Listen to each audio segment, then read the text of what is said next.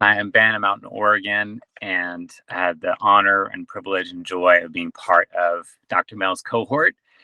And it was really impactful for me. I would say just more from the inside out, where a lot of PD can be um, presented as kind of an outside in change or growth, or here's best practice, or even testimonies from students that might motivate. But one thing early on I appreciated was just the explicit um, growth, as all professional growth is personal. So soul care, self care, having that be at the center really helped me uh, whenever I felt like I was struggling with either the concepts or just my own capacity to know that Dr. Mel was there to mentor me and kind of modeling the nurturing that I know our students need as well.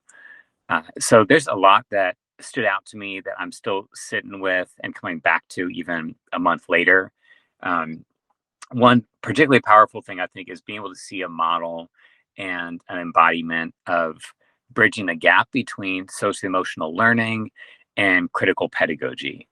Sometimes I know I can focus so much on one or the other, connecting with students, and then also developing lesson plans and curriculum rather than breaking down, um, a brain centered, human centered approach to shifting that compartmentalized viewpoint into one that centers students, gives them agency, empowers them, and allows me to show up and for students to show up in their learning in pretty powerful ways. So, a few specific things that I feel like are really meaningful with the cohort is putting deeper reflection side by side with meaningful action. So these weren't just abstract ideas, but being pushed to create a lesson plan. And having Dr. Mel look at that lesson plan, providing templates, providing support, and then really offering all the way through reflection and feedback, and offering to be present on Zoom or Google Meet with seeing the lesson in action, being able to reflect on that, meet one on one. So I've never had a PD that offered that coaching rather than just necessarily content, and being able to continue that beyond the cohort felt really powerful.